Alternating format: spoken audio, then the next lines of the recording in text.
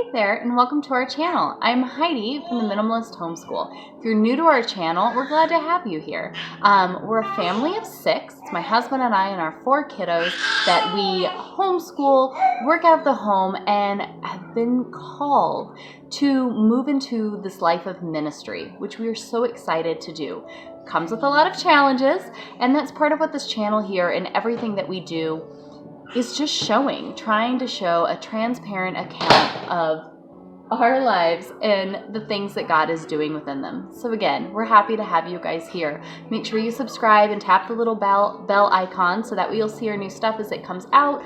Every week we have videos and podcasts. We host a Saturday live event here on YouTube every week as just a time to really share in fellowship and discuss different topics here in this life and how we look at them and deal with them from a biblical scope and a biblical perspective. So, something I wanted to share today is that of our simple Sabbath routine. Sabbath can be a very touchy subject to talk about amongst various Christian circles. And so I guess I just want to say that my point of this video is not to debate many of the things that believers seem to get tripped up over, like what day are you holding your Sabbath? What things do you do on your Sabbath? And all of these other things. Because yes, Jesus Christ is Lord over everything, even the Sabbath. And there is so much debate that goes into so many when it comes to this realm, what we should do, what we shouldn't do, and all of that comes with it. And my honest opinion is that the Lord God was very clear when he said that we have 7 days in a week. 6 of them we may work, and 1 day needs to be a day of rest. I'm not going to get into the debate any further on any of the other things. Let me just share with you where our family has been convicted, what we do, and how we enjoy taking our world and our lives from being 24/7 to being 24/6. And I'm going to share with you this book. I found this book 4 years ago. It's been a little while. I found this book when, to be honest, our family, I knew Sabbath and you're supposed to have a day of rest, right? Sunday is the day that you go to church and then you just kind of hang out and don't really do anything but like watch football, right? Like that's what it's supposed to be. But I never had thought of observing the Sabbath as something I was instructed to do, I guess would be my thought. And so I stumbled upon this book. I think it was a really good book. I think he comes at it from a very, very level perspective. And that's this book, 24/6 by Matthew Sleep. It's a great book. I do definitely recommend it. If you want this copy, message me and let me know. I'd be happy to send it your way.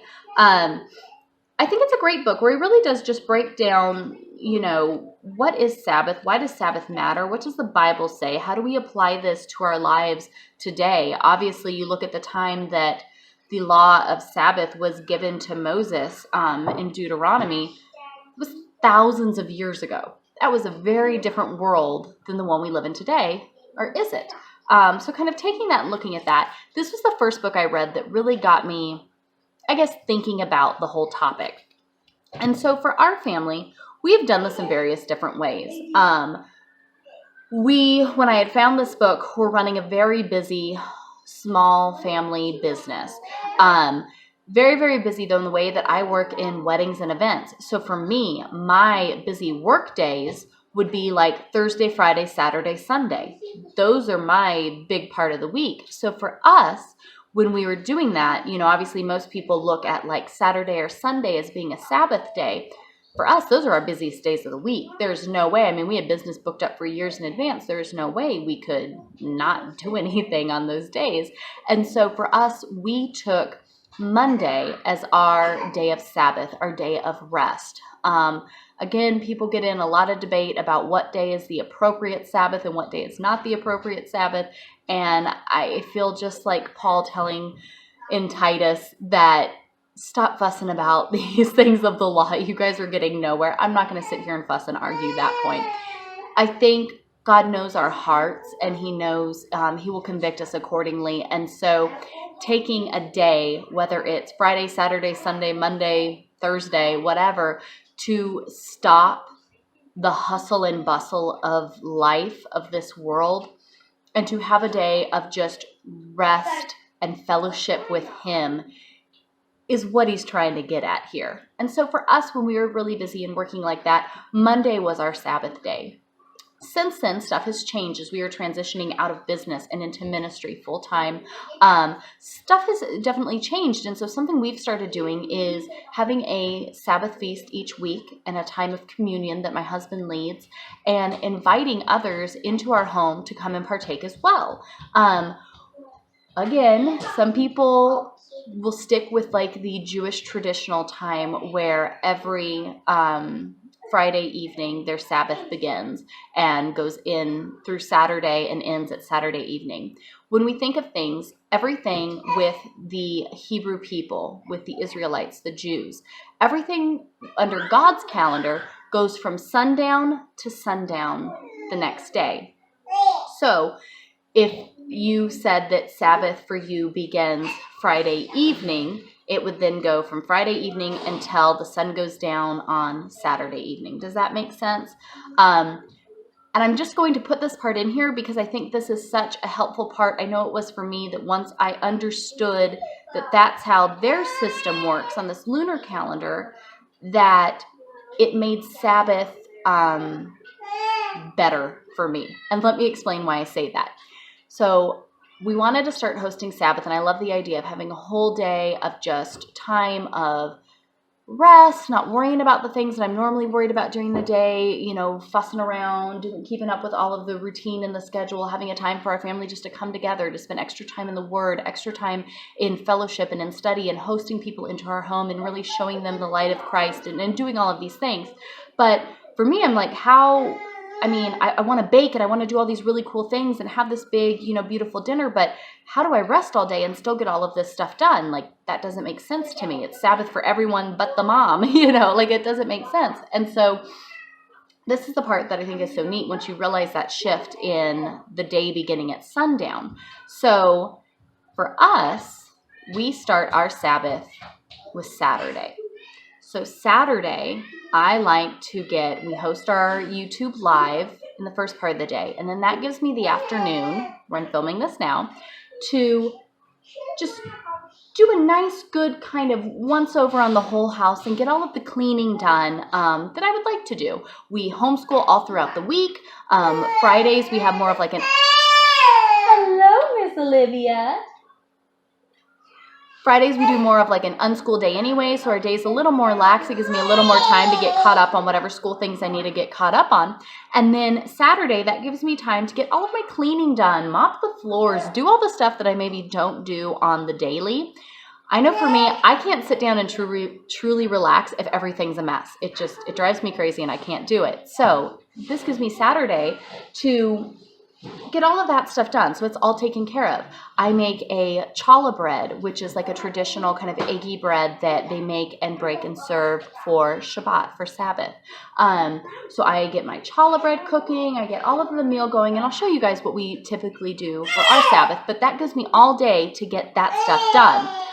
By the time the sun is getting ready to set, approximately, we're not super legalistic here, when it's starting to go to that time to evening time, I've gotten everything done.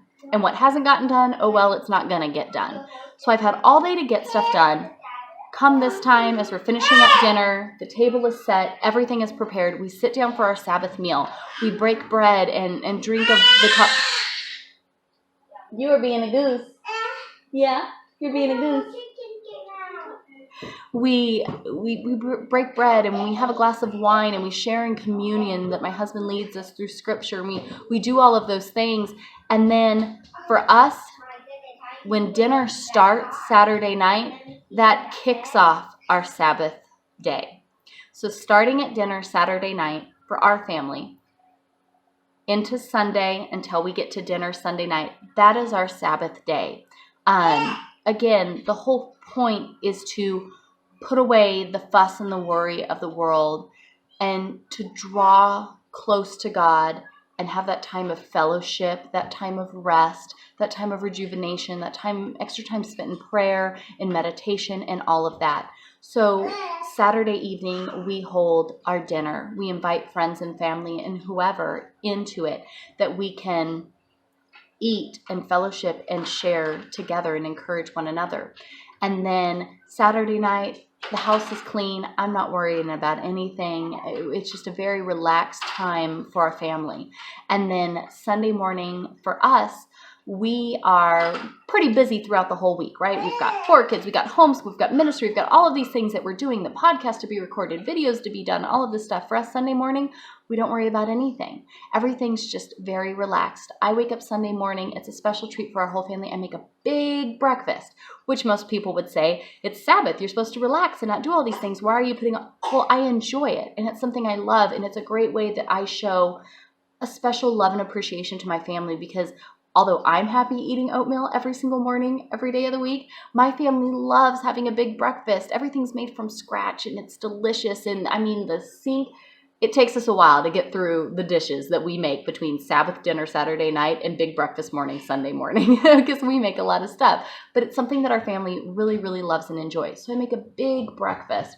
We have a extended time of church fellowship and teaching that my husband leads us in on Sunday morning. We do a very much of a like Acts church, home church type thing here in our home. And so we spend a great time in scripture study and just fellowship with one another. And again, we invite many people. So whoever comes over to do that, we spend a great time with that in the morning. And then Saturday afternoon is just a wonderful time of rest and relaxation for us.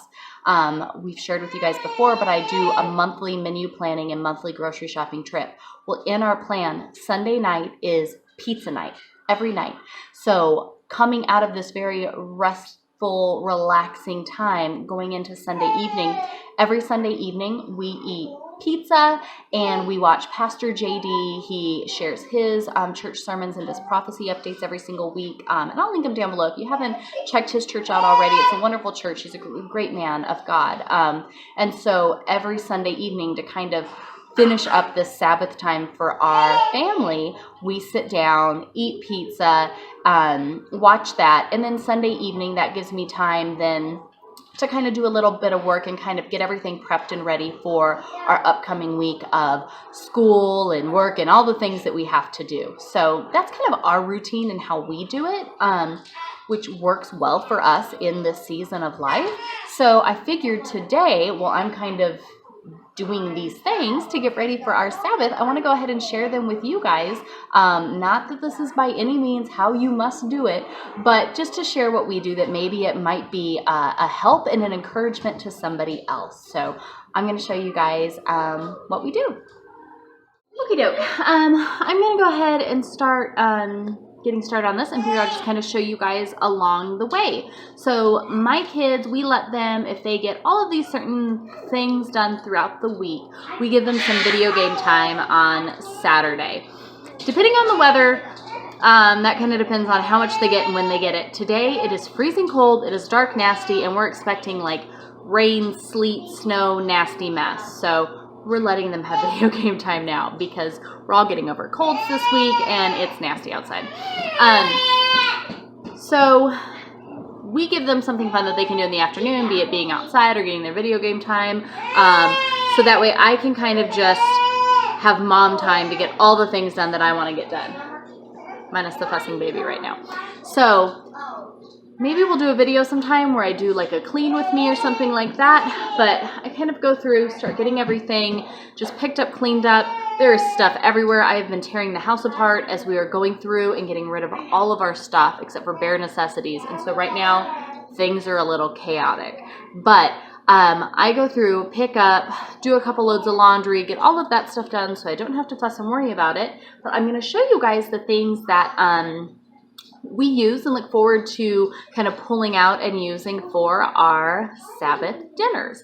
Also, a couple notes. Another reason why I enjoy doing Sabbath Saturday night going into Sunday is it just makes me think about Jesus' resurrection. He died on Passover, was then buried, and 3 days later rose from the dead. And we know that he rose because he appeared to Mary before sunrise, so in those real early morning hours of Sunday. So it was that Saturday night into Sunday that all of that happened, right? And the fact that he did that shows that he is God, and he has conquered the grave. He has power over death, right? That's such a huge thing in our belief as disciples of Christ. And so having our Sabbath in this Saturday evening and going into Sunday, for me, I feel a very special connection in that there. Not that, of course, it's what you have to do or anything by those means, but it's just something for me that really stood out and was just something really special. And when we started doing this, when I went to go and was like, hey guys, we're going to start, doing the Sabbath, my husband and I talked to him. I said, what do you guys want to eat for dinner Saturday night? Sorry, I just threw my hair up and I just see it sticking out everywhere. They all wanted, we call it our Abraham meal. So when Abraham is in the tent and he sees the angels and the Lord, Jesus, standing up on the hill, and he invites them to come down, and he has them go and essentially get them steak, and his wife makes bread, and they eat milk and everything. That meal that they have there, our family calls that the Abraham meal. And so our kids all voted that they wanted to have steak, mashed potatoes, I'd make the challah bread. That was what they wanted. Another thing for Sabbath, I didn't want to make a bunch of stuff that maybe I would enjoy, but would just be something the kids were really picky about and didn't want to eat, and we had a bunch of like leftover wasted food. I didn't want to do that. That was definitely a no-go in my book. And so that's what they wanted. And so our next Sabbath, I asked them what they wanted me to make, and Lily, our oldest daughter, second child, was like, aren't we having our Abraham meal? I want steak and bread and potato. Like, they were very specific about what they wanted. So it could just be us, but we have a Sabbath meal. We have the same thing every single Sabbath. So sorry for the people that come over all the time if you wanted to eat something else, but this is what we do every single time. So I'm going to show you guys just kind of a little bit about that. I can put our recipes down in the thing if it's something that anybody is interested in. Are you getting fussy, baby? We have her blocked off over in the living room so she can't get into stuff, and she's not liking it. So anyways, let me show you guys what all we do. What's the matter, baby? You want to come over here with the mom? Oh, you want to come over here with the mom? Our kitchen bench, turned on its side, makes a fantastic baby gate when placed in between the couch and the chair. It's a great blockade. You don't think so, though? Is it a horrible blockade? Yeah. Come here, Mama. Alright, let me go ahead and share with you guys a few things that we use every week for our Sabbath celebration. You helping by pulling out my earrings? So, we have this menorah that I actually got at a thrift store that we thought was pretty cool. This is something that stays out in our home. Normally throughout the week it stays here on our little side table, but it's something that we always bring out and set as a centerpiece to our table as we're setting the table for Sabbath. Really just as something as a reminder not only to things that have been, but thinking forward to the new temple to come, the time for Christ after he returns here at the second coming that we are looking forward to, when we will be literally here reigning and living with him. So that's something, would you please?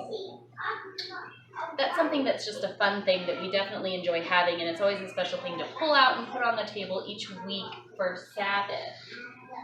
Then we have simple little candlestick holders. Honestly, they're just from Dollar Tree. And we set them out each week here next to our menorah and put in these. Any candle will do. I'm not saying you have to use these ones specifically. Our local grocery store, Ingles, they have a great selection now of kosher items, and they hold these Minimalist Shabbat candles. And so I buy a box of these from time to time. Honestly, I just think it's kind of fun and cozy, and so we enjoy doing it. We don't do it for any legalistic reason or anything, but we buy these Shabbat candles that we use for our Sabbath meal every week. I know some people definitely, a big thing is to make sure you set a nice tablecloth out to set everything up. I would love to have some like beautiful lace tablecloth that we set out every night. I just don't, and quite honestly, my kids would probably destroy it. So we don't, but maybe one day. Another thing I really wanted was a tray to hold our challah bread. And so I had gotten on Amazon forever ago to find one. I ordered this one, which I do love it, but it is really too small. I will show you how we cut down our challah bread recipe to be something just for our family instead of having a ton of leftover. So I do really cut it down and make smaller loaves, but I wish I had a larger one. But we do have this beautiful silver, give us this day our daily bread tray that we got from Amazon. I love it. It's beautiful. It's heavy duty. I really do like it. I'll link it down below in the description, but we really do need a larger challah bread tray. But we set that out every time for our challah. I also have my record player here. When I am cooking dinner, like once I get done with all of the cleaning and we're moving into preparation for our Shabbat meal, our Sabbath meal, I like to put on, I love listening to older music, 1930s, 1940s. That's very much something I enjoy. So I love putting on some music on the record player and cooking. For me, it's just a very relaxing, enjoyable thing to do, and a special thing that I just take the time to do for Sabbath. You're so cute. So that's something that I like to do on Sabbath, most definitely. All right, part of our Sabbath every week is I pull everything out to get the table all set up. I'm getting everything ready. So every night, instead of just doing the same old, we like to make everything just a little bit, not that we're trying to be fancy by any means, but just doing something maybe a little different than we normally do it. Just makes it feel a little set apart and different than the norm. So I usually will pull out all of the dishes. Not that we have anything fancy, to be honest. I like these gold rim set. I get them from Dollar Tree. They're always there. It's part of their like seasonal Christmas stuff. And so every year I just go and stock up on a few more to replace whatever got broken or destroyed over the past year.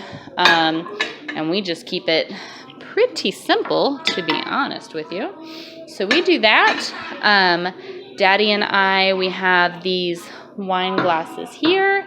And then for the kids, we just buy the small mason jars, and that's what we use for our drinking glasses. I don't know if it's just me, but I feel like every time I buy nice glasses from the store, they end up breaking just so easily. So we just buy mason jars, and then they last much better. Kat, what are you doing?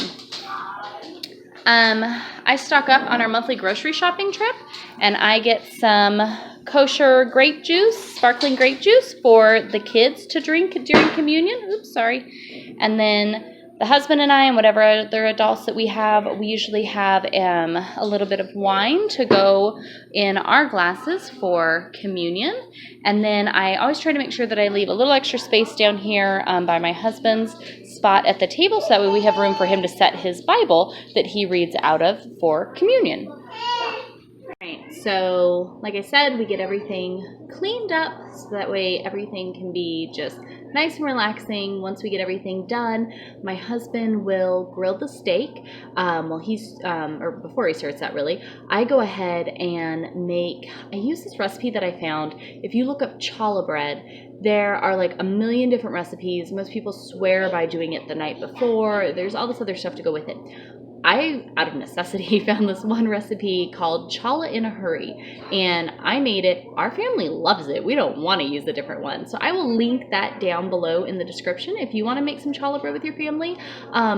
It's super simple, even if you don't make bread all the time. I have a KitchenAid mixer that I just throw all the ingredients into, let it knead it up. It takes no time at all, and it's delicious.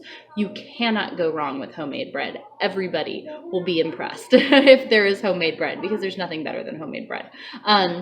So I make that every single time. The recipe that I will link down below, we actually cut that in half. When I was making, as they have it on there, we had so much left over. Our chickens loved it because it meant they got a ton of leftovers, but it was just wasting food. There was too much of it. So we actually cut that in half, and then I take the dough once I'm done with it and still split it in half and make like 2 mini braids, which I'll show you guys kind of like a time lapse of me making all of that. But I go ahead and make that bread, and then I use my KitchenAid mixer again and just make a batch of mashed potatoes. I use a Pioneer Woman recipe that I love. They're like the most complimented mashed potatoes I think I've ever made. So I make those. I will usually steam some vegetables as well to have with it. And then, like I said, my husband will go ahead and throw the steaks on the grill. We get, when I say we eat steak, we're very budget friendly when it comes to that. I usually will pop into the store like every other week and go ahead and get enough steak to last a couple weeks worth. When I go and do my monthly grocery shopping, I usually get a couple weeks worth of steak, and then usually for our steak, I'll pop into the store mid-month and go ahead and get the ones I need for the remainder of the month. And we just get like top round or more like sirloin, something that's much more budget conscious. So we have a steak dinner, yes, every Saturday, but it's not very costly, to be honest. It really isn't. So we do that, and then I will always have some kind of dessert. I share different baking recipes on minimalisthomeschool.com with each of our week's school plans. So sometimes we will make a recipe that we've made off there before, or if the kids have something they're really excited to make, I'll let them do that.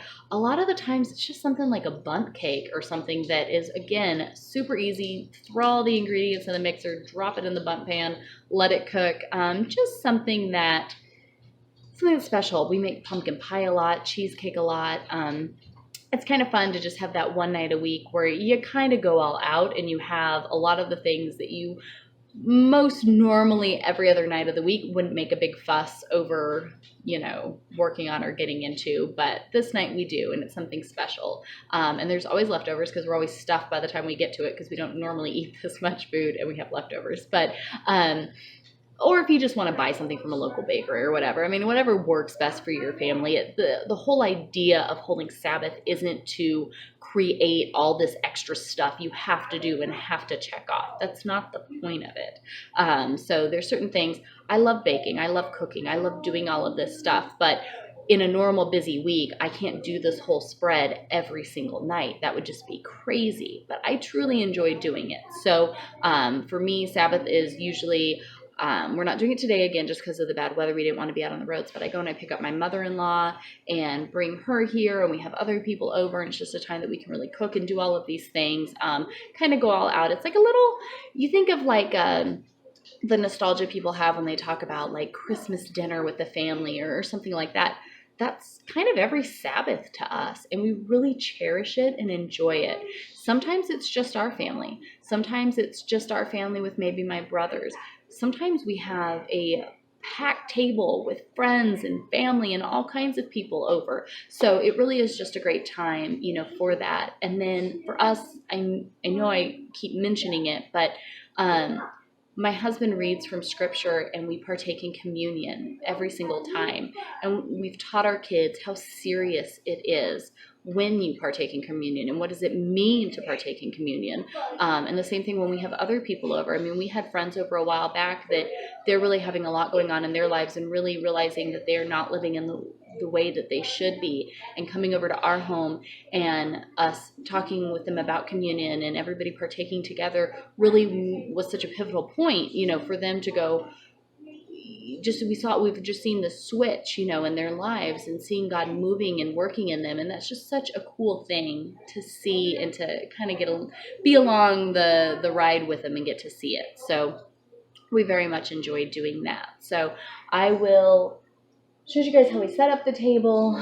I do my cleaning, and then I'll give you guys a little kind of cool time lapse here and let you see how we make the bread. I let it rise for a while I'm working on the other stuff, and then get the dessert going. It's actually getting really dark as the storm is moving in, so I don't know how well it's going to work out trying to record this stuff. My lighting I'm very dependent upon the sun to help me with the lighting here, and I'm not having that on my side this week. So I might not get to show very much as far as the whole baking and like the actual dinner tonight. So if you have any questions about any of that specifically, please message me and let me know, and I will do my best to answer all of your questions. Maybe we can even do a follow-up video down the road when we actually have sunlight and can share some of these things, but I will try my best. I'm going to try to attempt to show you how I whip up this challah bread. I go ahead and use my KitchenAid mixer just because it's super easy, to be honest, but you could do this in a regular mixing bowl and then just knead it by hand. This isn't a very like knead intensive bread, but throwing it all in the KitchenAid, if you have one of these, just makes it super duper quick and easy. So whenever I'm making bread, especially dealing with this metal bowl, even if you have glass, it's really cold to the touch. And obviously this is just a quick rise recipe since it's ready to go. It really only rises for maybe an hour or so until it doubles in size. So I go ahead and run some hot water here in this bowl for a minute just to kind of warm it up so it's not quite so cold to the touch. So I'm going to do that real quick. Well, maybe if I get hot water.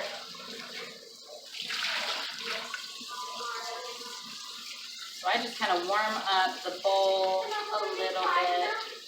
No, not really, Lil.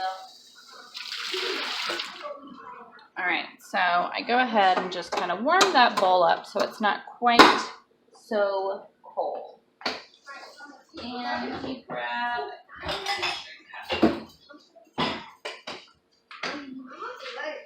all right, so you go ahead and start off, and again, the recipe for this one is down below, but I start off by putting the warm water, and again, I am halving that recipe. So I start off by putting the warm water here, warm water, and then melted butter. So I just took the butter, put it in a bowl, put it in the oven on a low temperature to go ahead and melt that down. Butter and the sugar and eggs. So let me put in the sugar. And again, whenever I cook anything, I try to be using ingredients that would be as close to the way that God created them to be. So as much as I can do organic, raw, GMO-free, that's what we go for. 4, 5, 6. Put that in there, and then our chickens are not laying eggs for us quite yet, so we are still purchasing some eggs. So go ahead and get a couple eggs in here.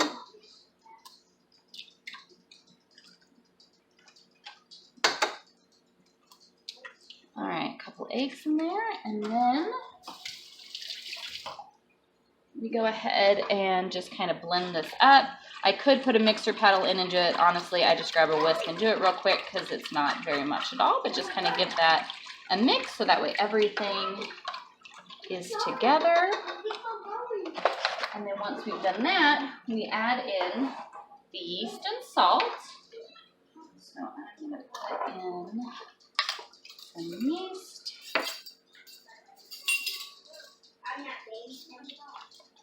And I just get this, oops, I don't know if you can see, it's really dark, but I just get this rapid rise or bread machine yeast at the store. I find it's way more cost effective to just get these big containers instead of the little tiny packets. So get this yeast in there. This stuff was a little wet, so it's all sticking to it. 2 1/4 is what mine is calling for, since I have halved it down. So put a little extra in here. And then I'm going to put in a little bit of salt. Not that I have kosher products because I feel that it's a must that we use them, but I honestly will buy kosher if it's available. I just feel like for the most part, you're getting something that hasn't gone through quite as much processing and potential nastiness in our food system. So I do even have kosher salt, maybe. I have some left here, so I put in a little bit of salt. Once all of that is in, I go ahead and give it just another mix to make sure that yeast is good and combined. I made sure that my water was good and warm to get that yeast up and awake, but not scalding hot to the fact that it kills the yeast. That's where you have problems with bread, is if you end up killing the yeast. Once you have everything combined, you should start to see the yeast come alive, see bubbles moving and stuff kind of foaming up to the top. And that's how you know that you have woken up your yeast successfully. And then I'm going to go ahead and put in some flour. I just have some basic all-purpose, sorry, it's really dark, some basic all-purpose flour here. Sometimes I will cut it and do half all-purpose, half whole wheat flour. It kind of just depends on what we're feeling for the moment. This bread is kind of like a lighter, sweeter bread. It's not super sweet, but a little bit lighter, a little bit sweeter. Our family really enjoys it. So we'll go ahead. Whenever you're measuring flour, in case you maybe don't work with bread very often, you always want to take a smaller measuring cup and then the bigger one that you're trying to go for. You don't want to pack flour, so you take the smaller measuring cup to scoop the flour in, and then dump that into the bigger one. So you'll go ahead and dump the smaller one into the bigger one, and then take the flat side of a butter knife and just run it along the top to level it out. And then you slide it across the top. Sorry if you can't see anything I'm doing. To get a nice level, even cup. See how I just slid it across the top there? So I'll go ahead and literally in the mixer just dump this straight in to the bowl. I might have to go to my second bag of flour here in a second. 1, 2. A lot of times I end up with helping hands when it comes to this part, but they are being very good for me right now, so I can record this as well. 2. I think I'm going to have to switch to my second bag of flour real quick. Grab that. So again, I'm scooping the little cup and then pouring it into the big one, so that way I'm not packing it down. And then just take the knife and slide it across the top to get a nice level cut. 3, maybe 2, 1 more.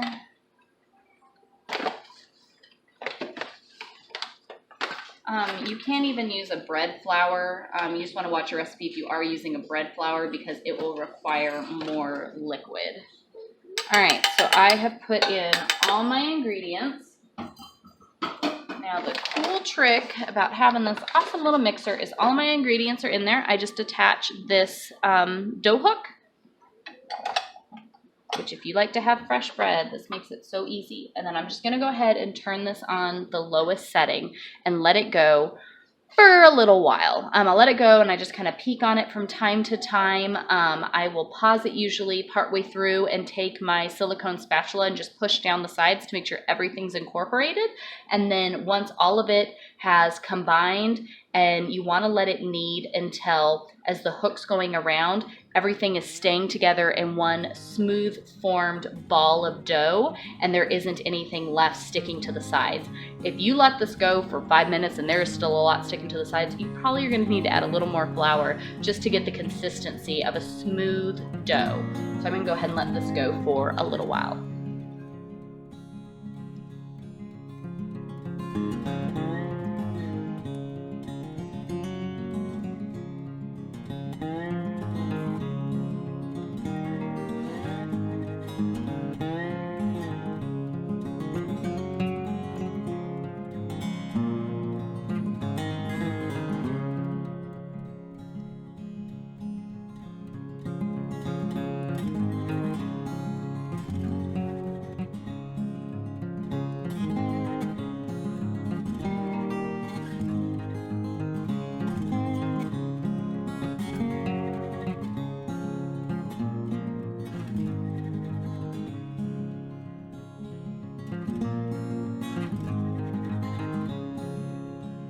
All right, I've gone ahead now, as you can see, as the mixer's going, the bread is staying formed into a nice ball. It's no longer sticking all to the sides. When I pull on it, I can see how it's stretching. It's not just coming apart. It's not even sticking to my fingers, really. It's just coming right off. So I know that that dough is good to go. I've cleared a little spot over here on the counter. I'm going to sprinkle a little flour down onto the surface and then put the dough on it and show you guys how to split it up and give it a simple challah braid. That's all needed. Like I said, just sprinkle a little bit of flour onto your surface just to keep it from sticking. Spread a little out. You don't need very much at all, just enough to keep it. It should be very well put together. Put a little on your hands, and then the dough should be in this nice, see, smooth, clean pan. Easy peasy. I just kind of roll it over real quick. Just make sure you can see this, I guess. Just roll it over, make sure it's got a little bit of flour on it to keep it. It should not be sticking to everything. It should be super, super easy to work with. Feel nice and smooth. You can roll it around like this and it just molds. Hold on one second, let me just make this real quick. Molds into a nice, neat thing. That's how you've got a good ready dough. I take it once it is like this and go ahead and cut it in half. I do not measure it out and get super technical with it, but cut it in half, and then that will give me 2 loaves there. And then once I've got my 2 separate balls of dough here, I will cut these into, I just do a simple 3 braid. You can look up on YouTube even and find a million different ways to braid challah, and there's some really, really cool ones, but honestly, I just stay simple. Roll out 3 strands of dough, just like you're getting ready to braid hair. They don't have to be exact, just close enough. Roll out 3, and then I just braid like I would hair. If you kind of start in the middle, braid down, and then I kind of go back to the top and work my way down, and then just tuck the ends, and you have a braided loaf of bread. So there's one. Super, super simple. Takes maybe 3 minutes to do all of it. Maybe, I don't even think it takes that long. Roll it down. Like I said, we have that tiny little bread tray, so it's just easier, and especially passing, when my husband does communion, he starts with the tray with the braid of bread on it, and he breaks the bread and grabs some for himself, and then we pass the tray around the table to everyone, including the kids. Yep, like a chain, including the kids, so that way everybody can grab the tray and break off a piece of bread for themselves. So here's another challah braid. And then I use this stoneware pan that I have. I'm pretty sure it's by Pampered Chef. I just take a stick of butter, coat the pan with some butter. Coat the pan with some butter. Make sure to get the sides because this bread is going to rise. sure it's all nice on there. I like the buttery flavor, and then that way it's not sticking. When you're baking bread, if you bake with stoneware, it definitely does help the bread to cook evenly without getting bottoms and edges that are burning. So if you have stoneware or can get some kind of stoneware, it's definitely worth it. And then you just take your loaves, set them in your pan. At this point, you can do like a butter wash on it if you want. Lucy ate your dough. Sorry. You can go ahead and add a wash to it, but I just go ahead and cover it with a tea towel.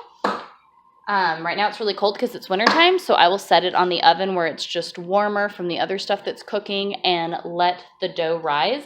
It will about double in size, and at that point you're ready to go ahead and put it in the oven.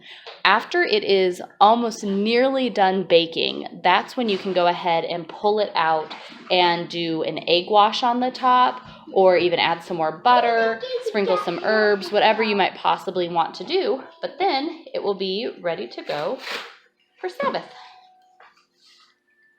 Alrighty, so the bread is in the oven rising. It smells delicious. My husband's getting ready to go grill the steaks. I will get the vegetables made up and then cook the bread. The bread does not take very long to actually bake. I think usually I give it about 20 minutes or so, and everything's all cooked and ready to go. So that's how we enjoy our Sabbath. Tomorrow morning, like I said, we will have the big family breakfast and then just kind of enjoy a nice day at home, kind of slow and just relaxing. Sorry if this is so dark. It's getting definitely starting to snow outside, so it's kind of a mess. But we will sit down, have dinner together, partake in communion as a family, and really just enjoy some time of just fellowship and just soak up this day that will let be slow and relaxing, and just a very thankful time when we live in such a busy world to have a day that God tells us, hey, set it aside, hang out with me, relax, enjoy. So hopefully something here maybe possibly helped. If there's any questions that I can answer, please reach out and let us know. If there's anything we can lift up in prayer for you and your family, please let us know. We would love to pray for you. Like I said, hope something helped. If there's anything we can show further that will be helpful, we will be happy to do so. But I'm going to get in there and enjoy Sabbath with my family. So Shabbat Shalom, guys. Have a great one.